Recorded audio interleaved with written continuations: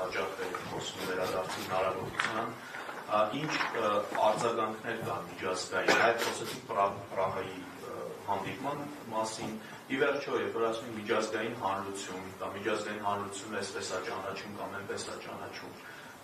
ունենք որոշակի этаբով երաշխիքներ, որտեղ միջազգային հանրությունը ճանաչում է հայերի, իրենց հայրենիքում ապրելու իրավունքը կամ ապագային գոնե միտված ինչ-որ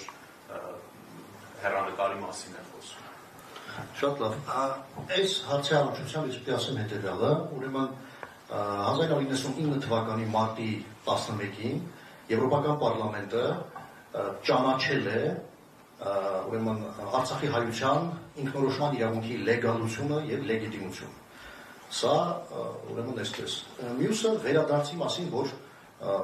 անդադ այսպես խոսում են, ճիշտ ասած տարբեր հանդիպումներում երբ հանդիպում է, ես ինձ շատ հետաքրքրում է, մարդ ինձ թվում է թե վերադարձ երբ որ ասում են, այդ վերադարձ բառը ասողները այդ միտքը կիսատ են արտահայտում։ Երբ որ միայն ասում են վերադարձ եւ կանգ են առնում այդտեղ։ Միած շատ պարզ մարդկային տրամաբանական հարց է ցակվում։ Երբ որ ասում եք արցախցիները պիտի վերադառնան, ինչ կարգավիճակ պիտի ունենան այնտեղ։ Իլհամ Ալիևը օրը 24 ժամ հայտարարում է, որ հա,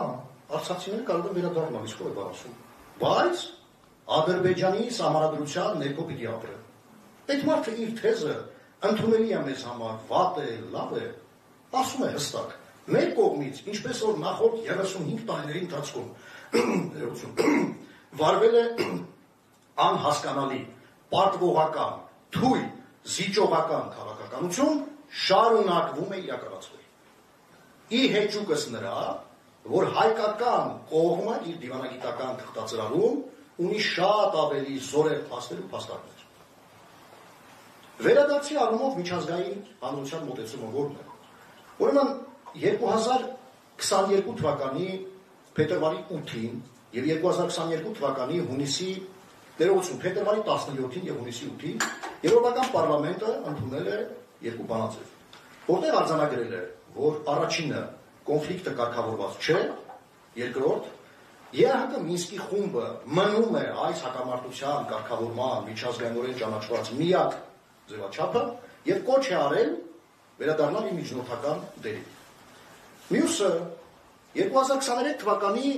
հոկտեմբերի 12-ին Եվրոպայի խորհրդի խորհրդանական վեհաժողովը ընդունել է բանաձև հումանիտար իրավիճակը Լեռնային Ղարաբաղում։ Իշարած բազմաթիվ հայանպաստ ձևակերպումների, որից Ադրբեջանի վարչակազմը հիստերիայի մեջ ընկավ, այնտեղ կար նաև մի շատ կարևոր շեշտադրում։ Ուժի կիրառման հետևանքով Արցախի հայության բռնագաղթը իր նախնիների հայրենիքից չպետք է համարվի որպես նոր իրականություն։ Ես գրեթե բառացի մեջ բերեցի այդ բանաձևից։ Միջազգային հանրության անդամ առանձին երկրները նույնպես համարում են, որ կոնֆլիկտը չի կարգավորվել եւ նաեւ, որ Արցախի հայությունը պիտի վերադառնա իր հայրենիք։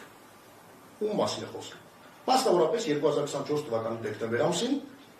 Շվեյցարիայի համադաշնության օրենսդիր մարմնի ստորին պալատը, իսկ 2025 թվականի մարտ ամսին Շվեյցարիայի համադաշնության պարլամենտի վերին պալատը ընդունել են համապատասխան բանաձևեր։ Բայց գիտեք ինչ, ես նաև ուզում եմ այս ամենի միաժամանակ ասել հետևյալը։ Բանաձևերը, բայց այդ բանաձևերը խոսեցնել, ծառայեցնելը ոչ շվեյցարացին, ոչ ռուսը, ոչ ամերիկացին, ոչ որևէ ազգ, որևէ պետություն մեզ համար չի անել։ Մենք պիտի գիտակցենք, որ այդ ամենը պիտի կապիտալիզացնենք, այսինքն միջազգային իրավական ակտերը, որոնք ընդունվում են իշահ մեզ, մենք ինքներս։ Բայց այսօր Հայաստանի վարչակազմը վարում է բացեիբաց արցախատյաց քաղաքականություն։ Հիմա այս վարչակազմը ինչպես կարող է այս բանաձևերը ծառայեցնել իշահ Արցախի հայության վերադարձին։ Այս մարդիկ նույնիսկ իրենց կառավարման պաշտոնավարման օրոք ընդունված փաստաթղթերում ամրագրված պարտավորություններ չեն կատարում մասնավորապես Արցախի հանրապետության առողջությանը։ Ազգային անվտանգության ռազմավարություն ընդունվել է 2020 թվականի հուլիսին։ Քաղաքացիական պայմանագիր կուսակցության նախընտրական ծրագիր, որը հիմք է հանդիսացել կառավարության 21-ից 26 թվականների ուրեմն գործունեության ծրագիրը մշակելու համար։ Այս սրուցից հրաժարվել էր։ Իսկ ինչ վերաբերում է հաջորդ ապագա վարչակազմին, ես կրկնում եմ, ապագա վարչակազմերը պիտի թոթափեն նախորդ 35 տարիների, ըստ որում թե Արցախի հանրապետության եւ թե Հայաստանի հանրապետության բոլոր վարչակազմերի վախվորած թույլ քաղաքականության այսպես վարման այս մտայնությունը։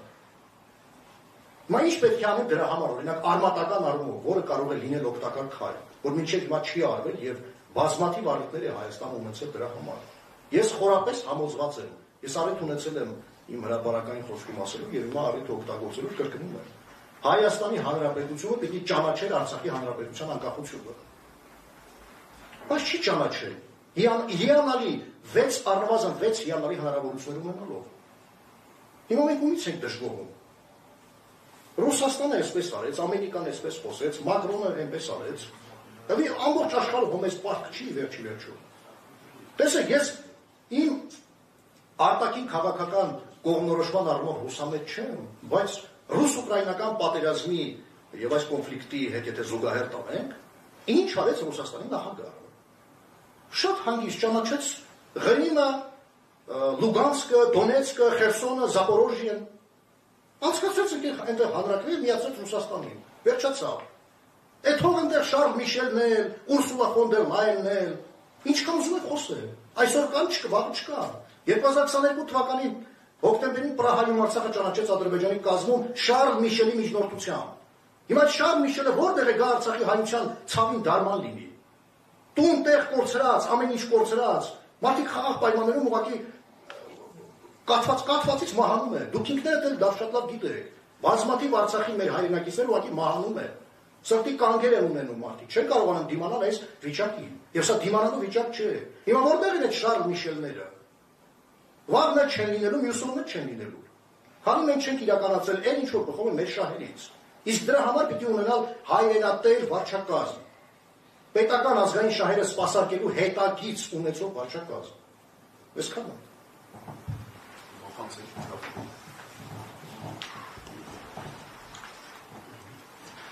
Շնորհակալություն եւ վերջին հարցը մինչեւ լսարանի հարցերին անդրադառնալը Տիկին Սահակյան, մենք խոսեցինք հիմնական ուրեմն ադելության խոսքի դրսևորումների մասին, խոսույթների մասին։ Ի վերջո կարող է բաց հարց մնալ, թե այդ ամենը ինչքանով է արտացոլում հենց պետական քաղաքականությունը։ Զեկույցում հարուստ նյութ կա, բազմաթիվ, ինչպես նշեցի, տասնյակ եւ հարյուրավոր մեջբերումներ կան փորձագետներից, նույնիսկ իրավապաշտպաններից, լրագրողներից։ Ի վերջո այդ ամենը վկայում է արդյոք, որ դա պետական քաղաքականություն է, ռետորաբանություն է։ Կարող են ասել, որ մարդիկ իրենց կարծիքն են արտահայտում, դա իրենց համոզմունքն է եւ այսպես շարունակ։ Սա մի հարց եւ